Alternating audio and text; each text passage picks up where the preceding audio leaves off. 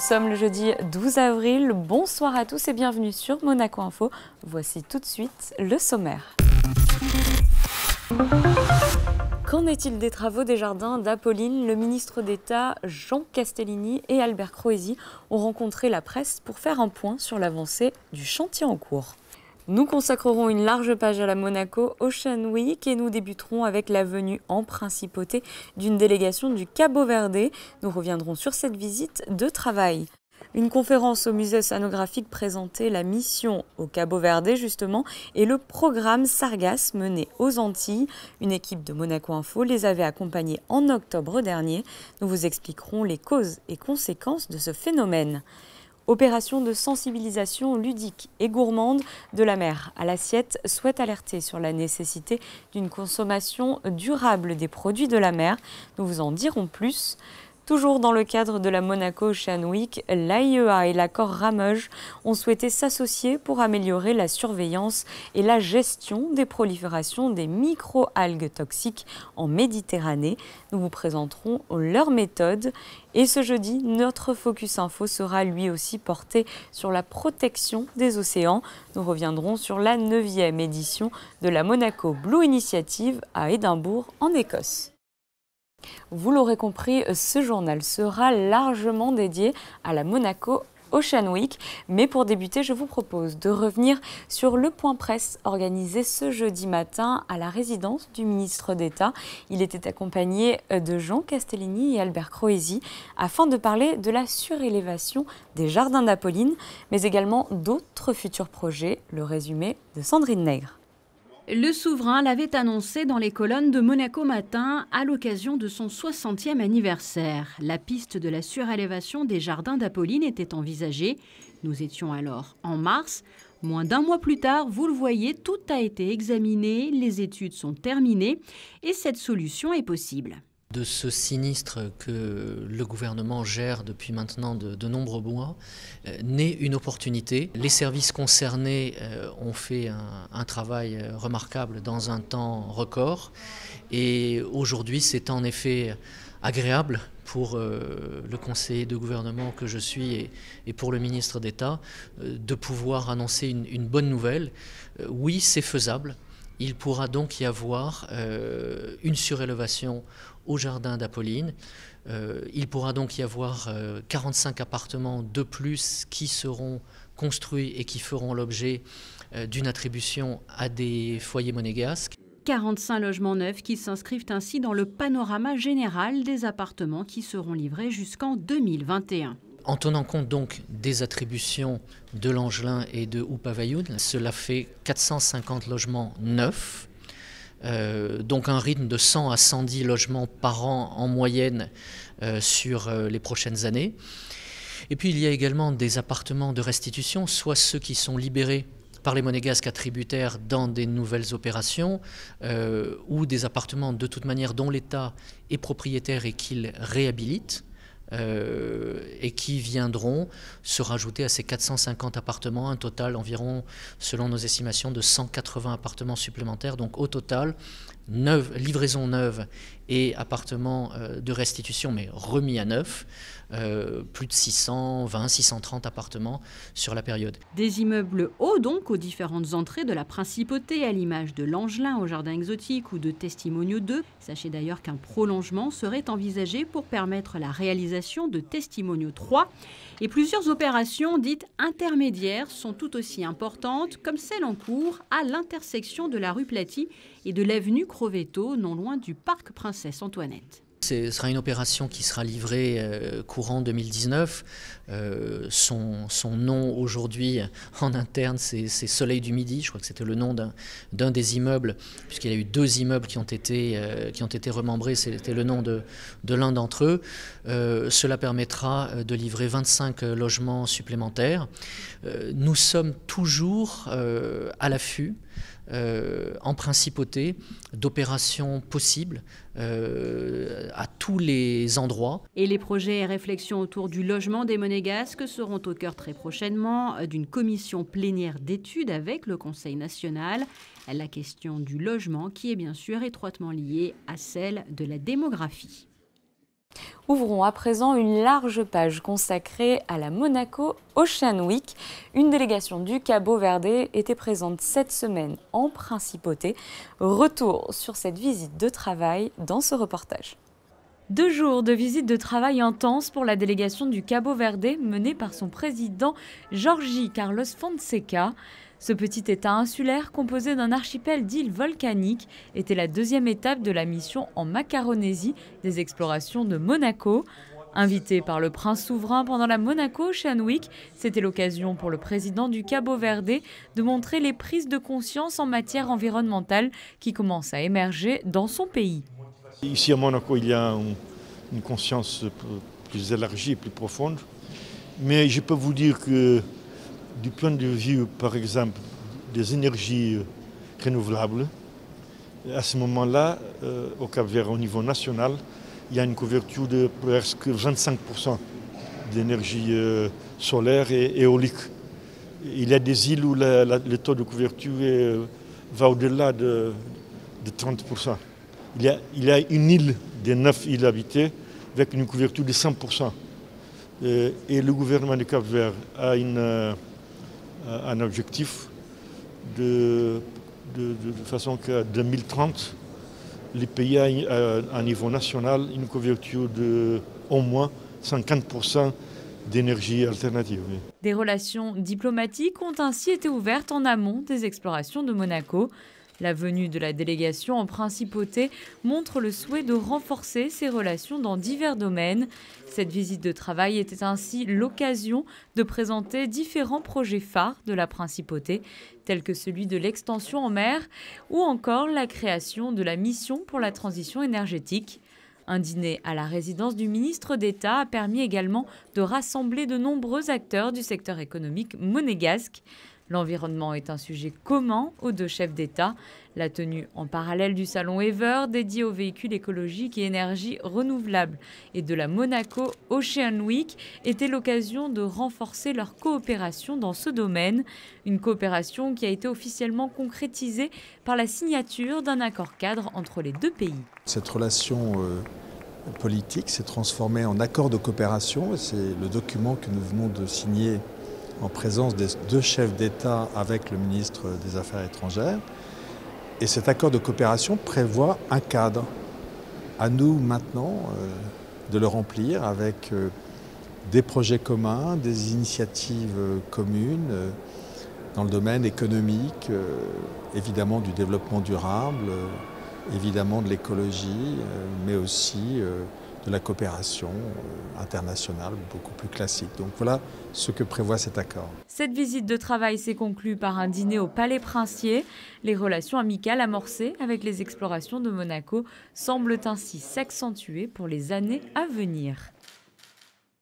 Vous l'avez vu, cette signature d'accord cadre s'est déroulée à la suite des restitutions de la mission au Cabo-Verde, mais également du programme Sargasses des explorations de Monaco. Une équipe de Monaco Info était sur place aux Antilles lors de cette mission. Je vous propose de regarder le reportage d'Émilie Rousseau et Sylvain Péroumal.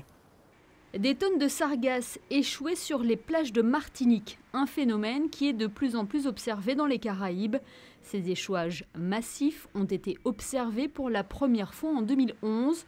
Le Diamant, commune de 6000 habitants, en est principalement impacté. Sa plage de 4 km est fréquemment envahie par ces algues brunes. Il y a un problème déjà sanitaire. Il y a un problème économique parce que le Diamant, c'est une commune touristique. C'est la première activité de l'île. Et quand il y a les sargasses, il n'y a plus de touristes. Non seulement ça, mais nous avons aussi des pêcheurs, nous avons des plaisanciers. Personne ne peut sortir quand il y a les sargasses. Toute l'activité économique de la ville et de la Martinique, pour les communes côtières, s'arrête au moment de l'arrivée massive de sargasses. Obligée de faire face à l'arrivée massive de ces algues, la mairie du Diamant a dû s'équiper en conséquence pour rendre le littoral propre et rendre la plage ainsi à ses usagers. La solution du barbeur qui est tombée de manière inopinée et qui nous a permis de nettoyer la plage en peu de temps. Cependant, quand on regarde le barbeur et quand on regarde l'étendue des sargasses qu'il y avait sur la plage du Diamant, il faut se rendre compte que le nombre de camions qui ont dû faire des rotations et le nombre de tonnes de sargasses qui ont dû être enlevées. Fléau pour l'économie, cauchemar pour les habitants. En plus d'être invasives, les sargasses produisent de l'hydrogène sulfuré, un gaz toxique, nuisible pour l'humain et qui a également un impact sur les appareils électroménagers. Si ces algues ont un rôle néfaste sur Terre, il en est tout autrement en mer. Bien souvent, les sargasses sont vues vraiment comme quelque chose de néfaste avec l'impact que ça a lorsqu'elles s'échouent sur les côtes des Caraïbes. Par contre, il est notable que toutes nos observations ont confirmé le rôle écologique primordial de ces radeaux de sargasses en plein océan parce que ce sont comme des oasis de vie. C'est vraiment un lieu où énormément de poissons se rassemblent, énormément de poissons y trouvent aussi un lieu de nurserie, c'est-à-dire que les bébés poissons vont pouvoir s'abriter dans ces sargasses et également les poissons viennent s'y nourrir parce qu'il y a énormément de vie, soit fixée, soit sous forme de petits crustacés, par exemple énormément de crevettes, énormément de crabes qui s'abritent dans ces sargasses. Les échouages de sargasses sont actuellement en cours d'étude par les scientifiques. En conjointe réflexion avec les communes, ils réfléchissent à un moyen de prévention ou de ramassage précoce pour que le cauchemar des populations locales prenne fin. Toujours dans le cadre de la Monaco Ocean Week, une opération de sensibilisation ludique et gourmande a été organisée au Stars and Bars par la Fondation Prince Albert II de Monaco. De la mer à l'assiette avait pour objectif d'alerter sur la nécessité d'avoir une consommation durable des produits de la mer. Le reportage de Patricia Navarro.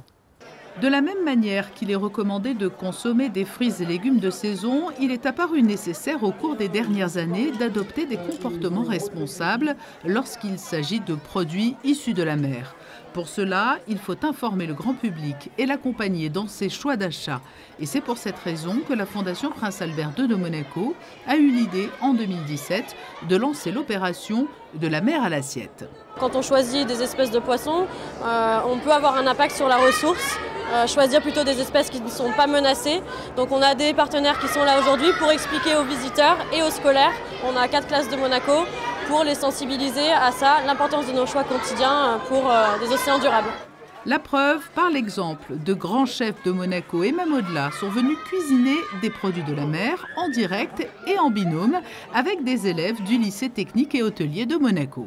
Je pense que le mot qui revient assez régulièrement, c'est la transmission.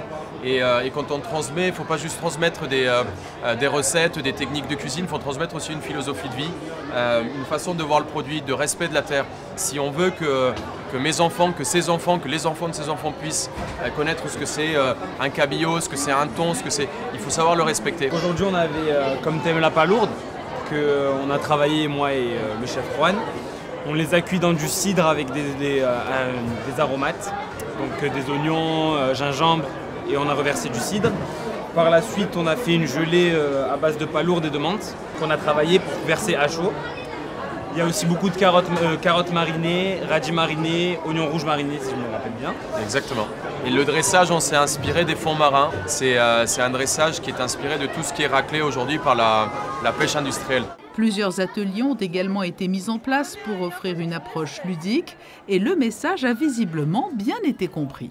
Quand on pêche, on ne doit pas en pêcher trop, sinon il y a des espèces qui vont disparaître. Et c'est pas bien pour la mer, on doit arrêter la pollution et pêcher en trop, sinon c'est comme pour la taille, on doit en pêcher ceux qui sont plus que au moins 11 cm. Ils sont jeunes et ils ne peuvent pas se développer. La sardine, je ne savais pas que la sardine, sa couleur au-dessus, elle était noire et c'était pour se protéger des oiseaux car la mer était foncée et donc on ne les voyait pas. Et les mammifères qui venaient d'en dessous, avec le reflet du soleil, comme c'était argenté, ils ne le voyaient pas non plus. En fait, ils essayent de montrer qu'il ne faut pas faire de la pollution et de bien traiter la mer.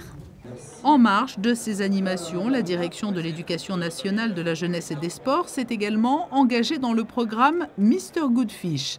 La charte a été signée au nom du lycée technique et hôtelier qui s'inscrit ainsi dans une démarche qui se veut responsable et qui contribue à une gestion raisonnée des ressources provenant de la mer. À l'occasion de cette semaine dédiée à la protection des océans, l'accord Ramoge et l'AIEA s'associent pour améliorer la surveillance et la gestion des proliférations des microalgues toxiques en Méditerranée. Le reportage de Vanessa Dessy. Ostreopsis est une algue microscopique qui vit habituellement dans les eaux chaudes des mers tropicales. Au début des années 2000, cette espèce est découverte en Méditerranée, observée notamment durant les périodes estivales. Suite à ça, donc, le groupe de travail s'est investi et a étudié un peu l'évolution de cette microalgue et comment la surveiller et faire en sorte de gérer les efflorescences au mieux, parce que donc ça a un impact sur le milieu marin, enfin sur l'environnement, mais aussi sur la santé. 2 méthodes de prélèvement de ces microalgues toxiques ont été mises au point et présentées à des scientifiques venus de 30 pays différents. En fait, c'est une problématique qui est très développée dans les pays tropicaux. Et on a la chance ici d'avoir beaucoup de représentants de ces pays tropicaux. C'est la gratte, en fait, ça s'appelle la ciguatera, qui est due à des microalgues. Dans les zones plus tempérées comme en Méditerranée, on a Ostreopsis. Donc là, on a la chance d'avoir des pays représentants de la zone tropicale et des zones tempérées pour pouvoir comparer les méthodes. Dans 6 mois, les premiers résultats de cette nouvelle méthode de prélèvement donneront naissance à une publication. Grâce aux échanges réguliers entre scientifiques internationaux, les travaux se poursuivront sur les modes de gestion sanitaire de ces microalgues toxiques. Le Focus Info de ce jeudi reste lié au milieu marin et à la Monaco Ocean Week. Nous allons nous rendre à Édimbourg, en Écosse, où vient de se tenir la 9e édition de la Monaco Blue Initiative. Le reportage sur place de Patricia Navarro et Sylvain Péroumal.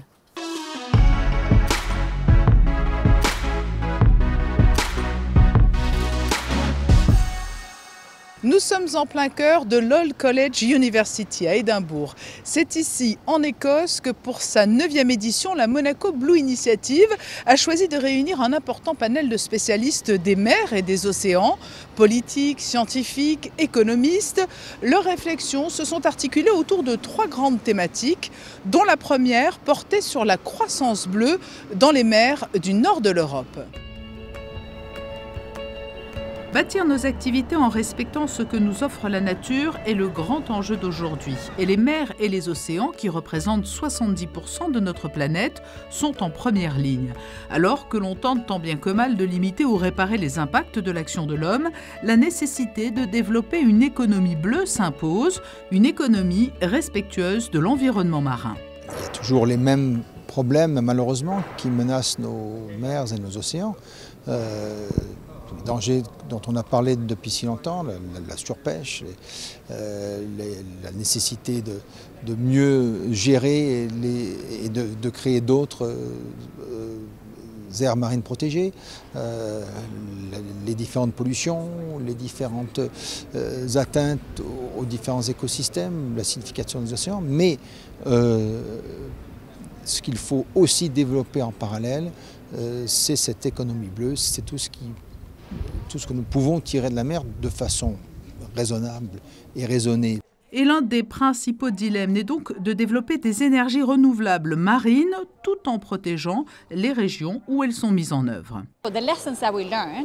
Les leçons que nous pouvons tirer de la manière dont nous avons développé l'économie sur Terre depuis des années sont précieuses. Nous devons combattre aujourd'hui plus que jamais la pollution plastique dont nous voyons tant de traces. Toutes ces leçons apprises sur ce que l'on fait sur Terre concernent désormais les océans qui sont au cœur de notre planète. Nous devons apprendre à développer une économie vertueuse à l'heure où nous nous dirigeons vers les océans. Que pouvons-nous faire? Quelles erreurs ont été commises? Ce sont des questions que nous devons nous poser maintenant pour ne pas reproduire tout cela. Et parmi les activités développées en mer, il aura aussi été beaucoup question de l'aquaculture lors de la Monaco Blue Initiative qui se veut une véritable plateforme de discussion. On essaie de démontrer que l'aquaculture n'est pas un ennemi de la conservation et qu'il ne faut pas que ce soit un ennemi parce que c'est pas en faisant la guerre entre conservation et activité marine qu'on va réussir à avoir un monde durable. Donc nous, notre idée, c'est de dire, voilà, la culture se développera de toute façon. La conservation marine doit aussi se développer un peu partout dans le monde de façon à conserver les écosystèmes. Il faut trouver des synergies, des opportunités pour faire ça ensemble. Autrement, on va droit dans le mur en quelque sorte. En 9 éditions, la Monaco Blue Initiative a contribué à faire avancer le débat. Le leadership de Monaco en la matière est aujourd'hui unanimement reconnu. Pour nous, c'est une inspiration, le prince Albert II, et j'ai eu le privilège de lui dire ça personnellement à quelques reprises, a inspiré énormément notre réflexion au Canada. J'espère nos politiques durables au Canada, mais aussi notre engagement global. Nous avons la chance cette année, par exemple, de présider la réunion du G7, qui sera à Charlevoix au Québec dans à peine 2 mois. Le premier ministre a l'intention de parler beaucoup des océans avec ses homologues. Et comme j'ai dit, le travail de Monaco depuis des décennies, mais surtout le prince Albert II lui-même depuis plusieurs années déjà, je pense, motive des pays à travers le monde qui cherchent à améliorer. Et le Canada est parfaitement dans ce genre-là. Un modèle également pour la jeune génération. Des étudiants ont été invités à prendre part à cette édition 2018 de la Monaco Blue Initiative.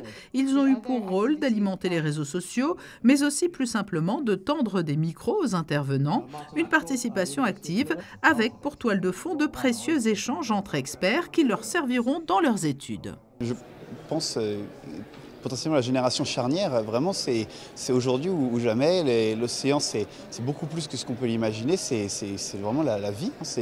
Et donc c'est plus qu'un droit, c'est un devoir, je crois, de s'intéresser et de faire en sorte de changer les choses, parce que si ce n'est pas nous, c'est trop tard. Après cette étape écossaise, la Monaco Blue Initiative retrouvera l'an prochain la principauté pour fêter ses 10 ans. 10 années pour remettre les mers et océans au cœur de l'agenda international et faire émerger des solutions destinées à mieux les protéger. Même si ce n'est pas flagrant, nous sommes bien au printemps et l'été va arriver très très vite avec toutes ces manifestations estivale et pourquoi pas assister à l'un des concerts proposés par la Société des Bains de Mer cet été qui vient de dévoiler la programmation du prochain Monte Carlo Sporting Summer Festival. On écoute Jean-René Palacio, le directeur artistique de l'ASBM. Il est au micro de Fabien Bonilla. Summer Festival, Monte Carlo, avec comme d'habitude des grandes stars, des découvertes et de la magie. Voilà, on va dire ça comme ça.